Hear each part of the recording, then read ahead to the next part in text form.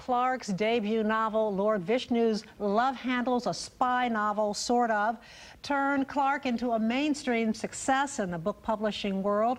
His second book, The Worthy, a ghost story, has just been released, and there's already talk of it becoming a major motion picture. And here to tell us more about the book is the author, Clarke.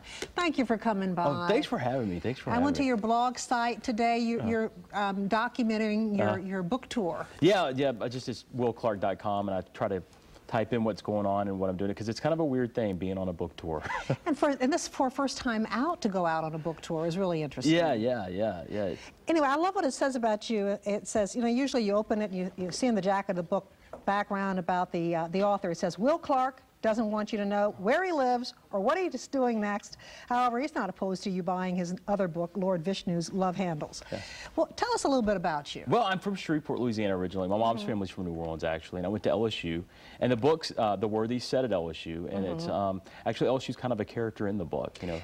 Yeah, this has gotten some pretty good reviews, and in fact has already been picked up to become a movie. Yeah, the guys who did, it's a husband and wife team, Lucy Fisher and Doug Wick. Sony picked it up. They did Memoirs of a Geisha and Girl Interrupted. So you're expecting some big things, and I think people will be very encouraged because there are a lot of budding writers out there. You actually wrote this book years ago, and you self-published it. I did. I actually wrote that book almost 10 years ago. We updated it, put some, changed the pop culture references, updated the cars a little bit, but it's essentially the book that I wrote. And you sold it from the trunk of your car? Yep, and on the internet, and it's just one of those things. I think being from Louisiana and being so far away from the publishing world, I knew I kind of had to do it myself, Well, let's go. I'm just going to read, the first line of a book, a novel, can get you or lose you. If you ignore what I have to say, it really won't surprise me. I've come to find that most people ignore the dead. If you do choose to hear me, listen closely, because what I have to tell you is a story of unholy proportions. Tell us the story. Well, it's about a guy named Conrad Sutton, and he pledges a fraternity at LSU, and then in one neck-snapping moment, he loses his life. And it's about, when you're 18... He's murdered. Yeah, he's murdered by one of his fraternity brothers. And there's a high level, alcohol level in his blood, so they think it's a drunken accident, and life goes on. And he's stuck haunting the house where everybody else, has a body and has this, this 19-year-old frat life, and he's a little angry about it. And he gets, I guess that you have to read the book to find out all they're interesting. It's about frat life.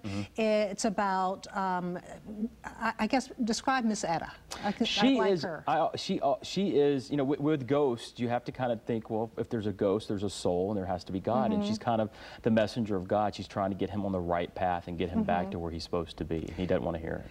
Yeah, because he wants to get even. Yeah. I'm not sharing anything that's not on the internet, so I'm not sharing the basics of the book. But I think if you tell them a little bit more, they're going to be even more interested to get out there and see it. What does it say about frat life? Well, I think it is what it is. It's that time in life where you're 18, 19 years old, you're hormonally challenged, and you're drinking a lot of beer. And,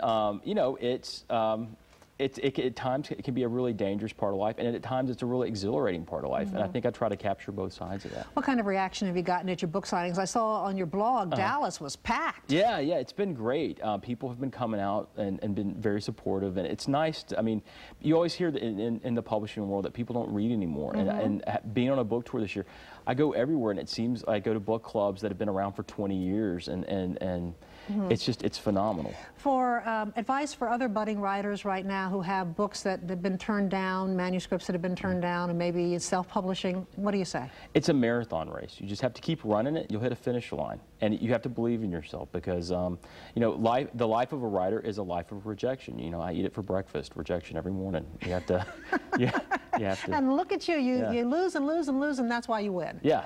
That's a good thought. Will Clarke, thank you very much. Thanks the book is The Worthy, and you can find this at any local bookstore around the city. Do you have any more signings coming up? I do. I'm doing a signing tonight at 5 o'clock at the Garden District Bookstore. Okay, 5 o'clock, Garden District Bookstore. Thank you so much, Will Clarke. At 8:46, Jonathan Wallach is in from the Green Project. He'll answer your home review.